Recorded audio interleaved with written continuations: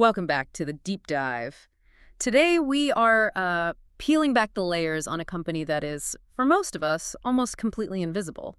Yet it holds the digital keys to, well, to our entire financial lives. We're talking about Equifax Inc.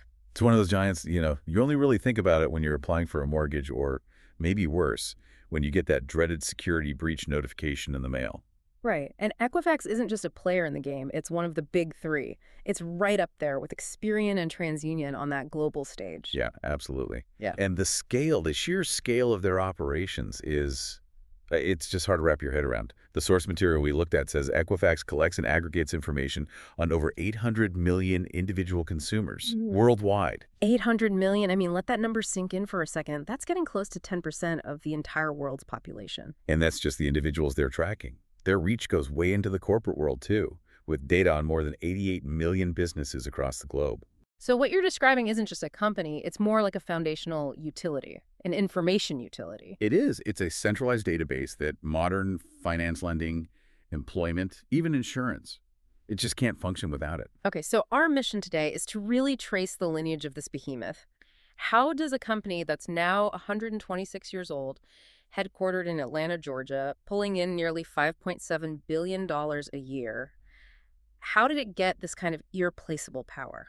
And more importantly, why is that power so controversial? Why is its history just littered with these extraordinary security failures, with insider trading, with legal battles that go back decades? That's what we're going to get into. We're going to do a deep dive into the documents to trace its journey from what was essentially a local rumor mill, operating on gossip and innuendo, to this multinational data giant that was responsible for one of the biggest data breaches in history. We really need to understand the systemic failure here. What happens when the very custodian of your most sensitive financial identity proves, time and time again, to be just consistently negligent? All right, let's start at the beginning. To really understand the culture and the problems that Equifax has today, you have to go way, way back. Back to 1899, which is, a surprisingly long history for a company whose current issues are so digital. It is. It started as the Retail Credit Company, or RCC. RCC. Right. And it was founded by two brothers, Cater and Guy Wolford, down in Atlanta, Georgia. And you have to understand the context here. This wasn't about FICO scores or anything like that. This was an era where the only way a shopkeeper or a lender could know if you were trustworthy was, by asking around town, personal references. So the Wolford brothers just formalized that. They built a paid reference service. Precisely. They created a business out of checking trustworthiness, and it worked. By 1920, the RCC model was so successful they had offices all across the United States and Canada. They'd built this massive interconnected system for gathering information. But the business model then was much bigger than just checking if you'd pay back a loan, right? By the 1960s, RCC was obviously a huge credit bureau with files on millions of people. But most of its money, most of its work, was actually coming from reports for insurance companies. Yes, and for employment screening. That's a really crucial distinction. When an insurance company was trying to decide whether to give you a life insurance policy or car insurance, they wanted to know a lot more than just your debt. They'd commission the RCC to build a whole report on your life. And this is where this is where the sinister side of the retail credit company really starts to show. It goes from a reference checker to something more like a surveillance machine. The source material from that time, it documents its intense criticism. There were allegations that the company collected, and I'm quoting here, facts, statistics, inaccuracies, and rumors about virtually every phase of a person's life. And the level of personal intrusion that they monetize is just genuinely shocking to a modern sensibility. These files, these dossiers, they included incredibly sensitive, non-financial information. Like what? What are we talking about here? We're talking about details on your marriage, any marital problems, your school history, even your childhood, your sex life, how much you drank, what your political activities were. It was this huge, decentralized collection of intensely personal, often third-hand, and, completely unverified information about you. And what the documents show is that this wasn't even neutral data collection. The criticism in the 60s and 70s was that RCC employees were actually rewarded. They were financially incentivized to collect derogatory information. Right. They weren't just passively accepting negative info. They were actively looking for the dirt.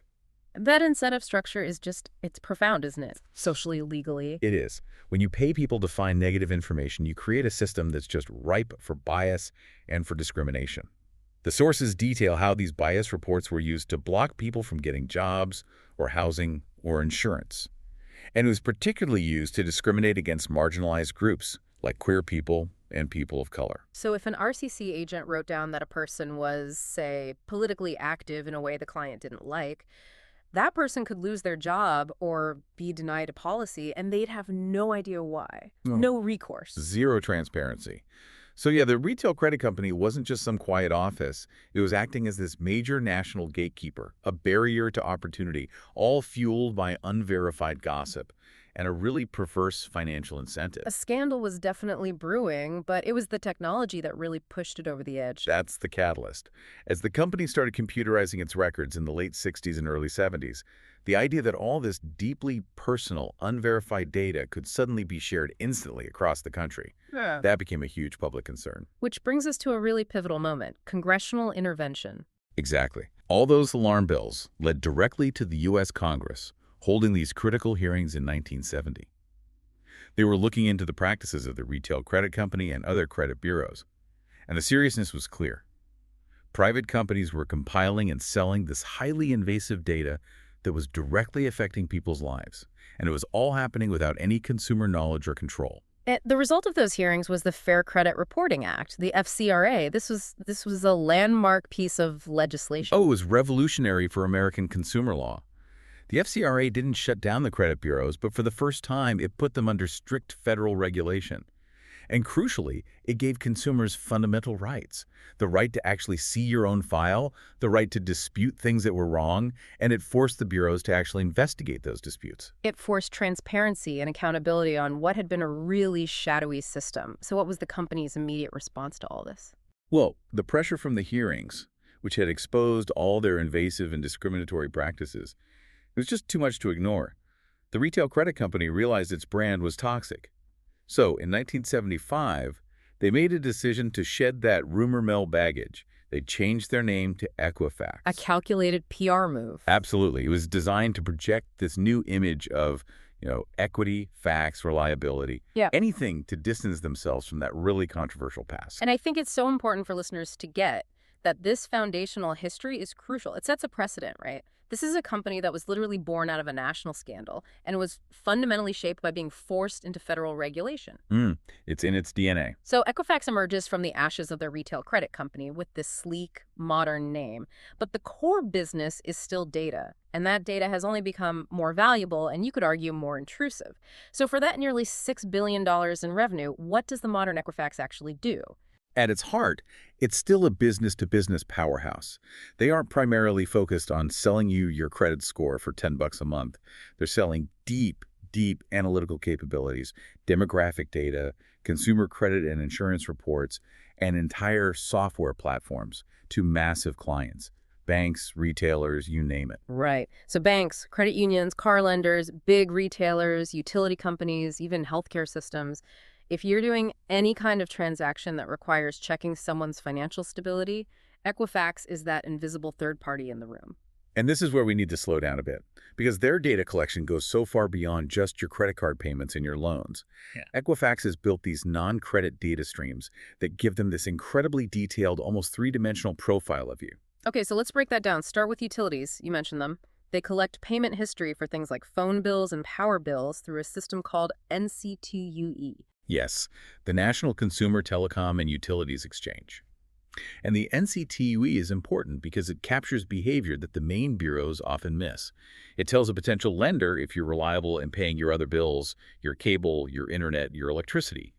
Being consistent there can be a big data point for risk, especially for people who don't have a lot of traditional credit. Equifax really pioneered gathering this data and centralizing it. But the real game changer, and maybe the most controversial part of modern Equifax, is their TLX division, and specifically, the work number. We cannot overstate the importance of this. The work number is, for tens of millions of Americans, the centralized way to verify your job and your income. Think about it.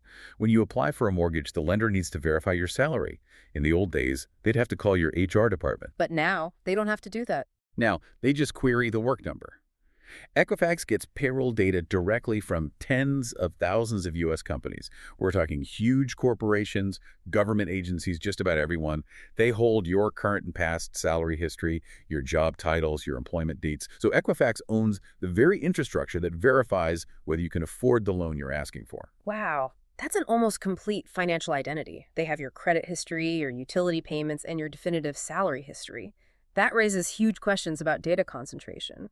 Why is this one platform, the Work Number, so powerful that it's now facing an antitrust lawsuit? Its power comes from how it's basically non-optional. It's centralized. Because Equifax got exclusive deals with so many huge employers, they became the single source of truth for automated employment verification. So lenders who want speed and efficiency are heavily pushed, or pretty much forced, to use the Work Number because it's instant. HR departments can't match that speed. So if a lender wants to process loans quickly for a huge number of applicants, they have to pay Equifax. Exactly. And the source material for the lawsuit argues this creates a powerful feedback loop. Equifax uses its dominance in credit data to push lenders toward its verification services. And the lenders argue in this new antitrust suit that this lack of competition lets Equifax charge crazy high prices for what is now an essential service. It's an alleged monopoly over the critical step of confirming your income. Which is arguably even more sensitive than your credit history. I would say so. Okay, so despite this huge B2B focus, they do have some direct-to-consumer offerings, right? B2C. Yeah. Since 1999, they've sold things like fraud prevention, identity theft protection, credit monitoring services, and of course, they have to provide that legally mandated free annual credit report, which all of us are entitled to under the very same FCRA law that forced their rebranding all those years ago. And beyond just dominating in the U.S., Equifax has been aggressively expanding across the globe through some major acquisitions. Yeah, their global reach is really key to their strategy. In 2016, Equifax bought Veda, which is the biggest credit agency in Australia and New Zealand, so that immediately gave them millions of non-U.S. consumer files. Then in 2023, they moved into South America, buying Boa Vista Serviços, a major Brazilian credit bureau. And they also expanded into commercial data, which is businesses checking on other businesses. Yes, in 2020, they bought a company called Ansonia Credit Data. Ansonia is a specialist in commercial credit, especially in logistics like shipping and freight companies.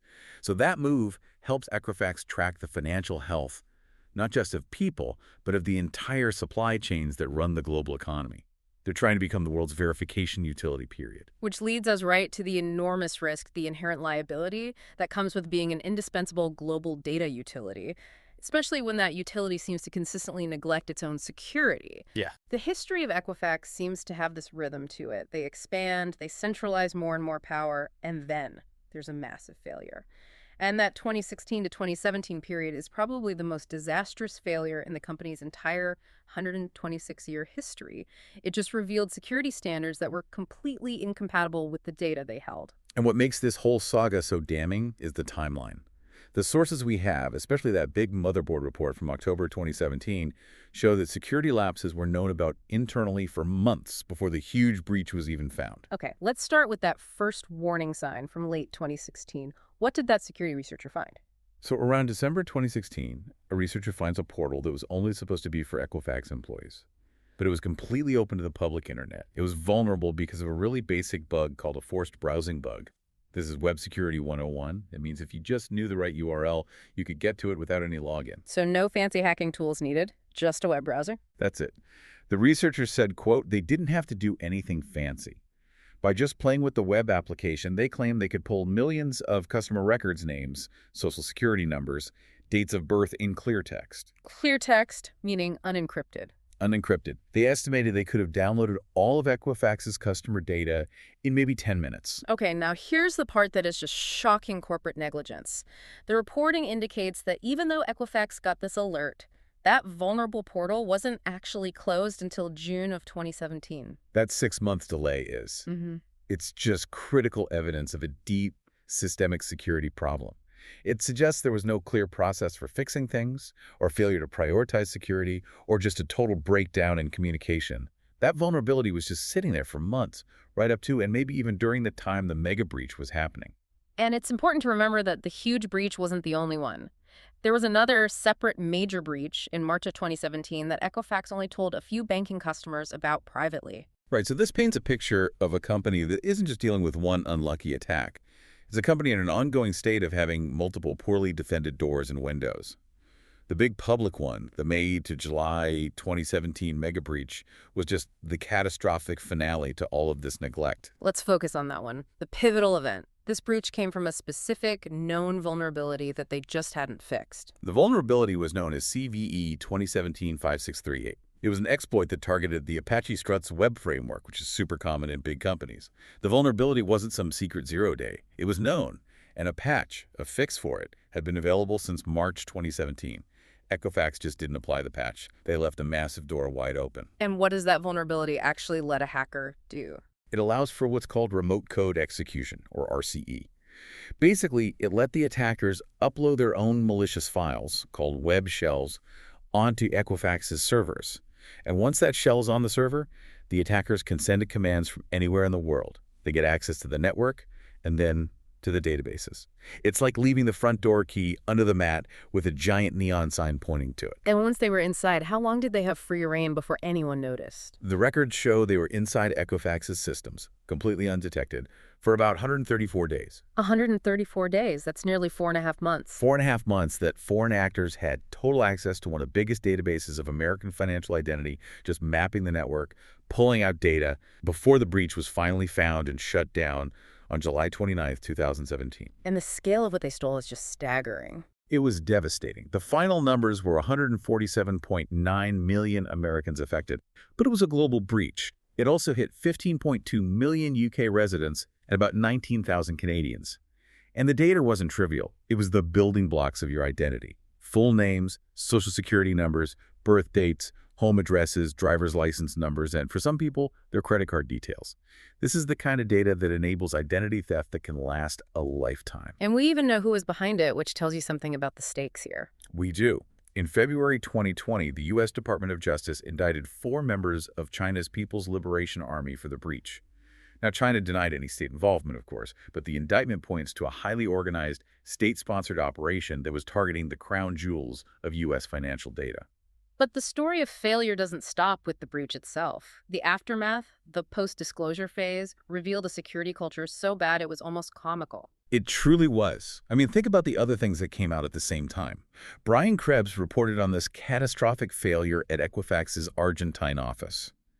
They were maintaining an online system with private data for about 14,000 people. And how was it secured? Remind us, the security for the Argentine system. The username and the password were admin and admin. Just wow. A security failure so basic, so entry-level, that it points to a total company-wide failure to just establish and enforce the most basic security rules across their entire global operation. And that wasn't the only immediate mess-up. Their mobile apps were also compromised. Yep. On the very same day they announced the massive breach, they had to pull their own official mobile apps from the app stores. Why? Because the apps themselves had security flaws, including being vulnerable to man-in-the-middle attacks because they were still using insecure HTTP for some communications instead of HTTPS. It just shows neglect across the board. And then there's the awful, terrible irony involving the Work Number, that platform with all our salary histories. The irony is just. It's brutal. The data that was stolen in the big breach, the social security numbers and dates of birth, were the exact pieces of information you needed to access someone's salary history on the Work Number website. So the first breach basically gave the hackers the keys to unlock a second, highly sensitive vault that Equifax was also supposed to be protecting. And as if all that wasn't enough, Equifax's own corporate website got hacked weeks after the whole world learned about the 148 million record breach. Correct. Their main public website was temporarily hijacked to distribute malware. Attackers compromised a third-party script and used it to trick visitors into downloading a fake Adobe Flash update, which was actually malware. And the fallout from that was immediate. The IRS suspended a $7.2 million contract with Equifax as a direct result of this whole cascade of failures. So this whole period, it isn't just about one mistake. It's a complete demonstration of institutional decay, from ignoring warnings to unpatched servers to admin passwords, all the way to their own website spreading malware. A total breakdown. So given the scale of that disaster, nearly 150 million identities compromised, 4 months of undetected hacking, the big question then became accountability. legal accountability, financial accountability. Right, and regulators around the world started focusing on that. The first and maybe most straightforward consequences were for the executives who tried to personally profit from it. The insider traders. Yes, 2 executives faced charges. Junying, who was the former CIO, was sentenced to 4 months in prison, plus a year of supervised release, and he had to pay over $172,000 in fines and restitution. He admitted he sold his stock after he found out about the breach, but before it was announced to the public. And there was another one? Yes, a manager named Sudhakar Reddy Banthu also pleaded guilty to insider trading. He got 8 months of home confinement. So those sentences sent a message that trying to profit from the company's failure would be punished. But, a lot of people felt the punishment didn't really fit the crime. But the really big legal hammer was the global settlement with the millions of consumers who were affected and all the regulators. In 2019, Equifax agreed to this huge global settlement. It involved the FTC, the CFPB, state attorneys general, and a massive class action lawsuit. The total amount was capped at $700 million, with a big chunk of that set aside for consumer restitution. And this is where all the consumer frustration really boiled over. The headlines were all promising a $125 cash payment for every affected consumer. Right, but that promise pretty much evaporated instantly. The fine print showed that the $125 was subject to all these qualifications and hurdles. But the real reason the payout got so small was the structure of the class action lawsuit itself. Can you unpack that for us? Why did a promise of $125 turn into, less than 10? It's a systemic thing with these huge class action settlements. The total amount of cash for consumers was a fixed pot of money, but way more people filed claims than they expected. And on top of that, the federal judge had to approve payments for the lawyers who negotiated the settlement. And the class action attorneys were awarded about $77.5 million for their fees. $77.5 million for the lawyers before the consumers got paid. Correct. So you take that massive fee out, plus all the administrative costs of the settlement, and then you divide what's left among the millions of people who filed a claim, which led to reports that individual consumers would end up getting maybe $6 or $7. And that huge contrast just fueled this widespread feeling that this system was really designed to benefit the lawyers, not the victims. And outside the U.S., Equifax was also facing penalties. Yeah, the accountability was global. In the UK, for example, their Financial Conduct Authority fined Equifax over £11 million in 2023. And that fine was specifically for failing to protect UK customer data in the 2017 breach. So the negligence was recognized and punished in every major market they operate in. Okay, let's pivot from the security failures to an issue that is just as chronic, and that was there long before the breach. The quality of their main product, data inaccuracy. If you trace the history of complaints, the problems with data accuracy are just as systemic as the security flaws. The sources show Equifax had over 57,000 consumer complaints filed against it with the CFPB just between 2012 and 2017. And most of those were about reports being inaccurate, incomplete, or, and this is the critical one, misattributed, where your file gets mixed up with someone else's. And the stories here really illustrate the failure of their dispute process, which is something they're required by law, by the FCRA, to have. That's the key. The law gives you the right to dispute an error, and the Bureau must investigate. But when they fail to investigate or they refuse to correct what are clearly errors, the consumer's only option is to sue. And the landmark case here is from 2013 with a woman in Oregon named Julie Miller. What happened to her? So Miller sued Equifax after they repeatedly refused to fix dozens of false collection accounts that were on her file. They'd merged her file with someone else's, even though the other person had a different social security number and a different birth date. The false information destroyed her credit, she was denied loans, and a jury originally awarded her $18.6 million. $18.6 million. A judge later reduced it to $1.62 million, but it's still a powerful example of the damage that's done when the system designed to fix mistakes just actively resists doing its job. The absurdity of some of these errors is really what makes them stick with you. It highlights the real human cost of bad data management. Absolutely. There's the famous 2014 case of Kimberly Heyman, who had to sue Equifax because she was erroneously reported as being deceased. Can you just imagine trying to live your financial life, open a bank account, get a loan when this massive data company has officially declared you dead? It's surreal. Excuse me, I'm not dead. And another case from 2014 involved a man named Gad Gazarov. He sued and settled because he claimed Equifax kept reporting him as having no credit history at all, just because his first name was unusual and their automated systems kept flagging it as an error. These are not small mistakes. They're existential identity errors that took lawsuits to fix. And it's crucial to point out, these aren't just old stories. The data inaccuracy problem is still happening today. Oh, absolutely. In August 2022, Equifax admitted that a technical glitch, a coding error, caused them to send millions of incorrectly calculated credit scores to lenders for about a month. And were these errors significant? Did they actually affect people? They were significant enough to change lending decisions. We know from the class action lawsuits that followed, one woman alleged the error dropped her score by 130 points, and she claimed it directly resulted in her getting a substantially pricier car loan, which would cost her thousands more over the life of the loan. So it shows that whether it's a huge cyber attack or just a simple internal glitch, the cost of Equifax's negligence is always passed directly down to the consumer. Which brings us right back to the latest legal threat, the one that challenges their entire business model, the 2024 antitrust class action lawsuit. This is a really critical development because this time the challenge is coming from mortgage lenders themselves, not from consumers. They're accusing Equifax of illegally monopolizing the market for income and employment verification services. That's the Work Number platform we were just talking about. So the lenders are saying that because Equifax has this total control over the central database for salary verification, they can kill competition and charge artificially high prices for a service that lenders are now forced to use. Yeah, and if you look at the big picture, this lawsuit challenges the very foundation of Equifax's modern dominance. They use their power in credit data to acquire and then dominate employment verification. If the courts agree that the Work Number is an illegal monopoly, it could completely restructure how income is verified in this country. It could potentially break up Equifax's dual control over both your creditworthiness and your earning power. Okay, let's try to synthesize all of this. We've charted this incredible and often pretty appalling journey of Equifax Inc. It starts as the retail credit company, this controversial rumor mill that literally paid its employees to collect dirt on private citizens. And we saw how that history of controversy led directly to being forced into federal regulation with the Fair Credit Reporting Act. And yet, despite that, Equifax transformed itself into this globally indispensable data utility. It now controls not just credit reports, but also utility payments, and through the Work Number, our actual salary and employment histories. And this indispensable utility is also consistently and systemically flawed.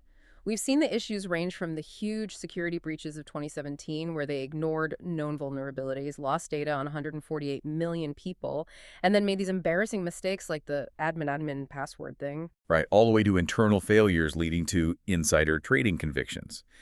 And maybe the most frustrating flaw for the average person is still the chronic data inaccuracy. Those 57,000 plus complaints, the famous lawsuits from people who reported as dead, or denied credit because of merged files, or given the wrong credit score. It all paints a picture of an organization whose legally mandated dispute system just routinely fails the people it's supposed to protect. So the vital knowledge to take away from this, for you, the listener, is really understanding that the stability and the security of your core financial identity, your ability to get a job, buy a car, get a fair loan, it's all fundamentally dependent on a company that has a documented century-long history of prioritizing its own expansion over security and accuracy. Which brings us to our final provocative thought, which is rooted in that 2024 antitrust lawsuit. If a handful of companies like Equifax control both your historical credit data and your current employment and salary data through these proprietary systems like the Work Number, what does that concentration of power really mean for all of us? When one corporation holds the keys to both how much you owe and the definitive record of how much you earn, the stakes are existential. So the question is, what comprehensive regulatory steps are actually needed to ensure the integrity of these systems? And to prevent one corporation's culture of negligence from becoming, yet again, an international crisis for millions of consumers? That's a question we're thinking about the next time you interact with the digital infrastructure of finance.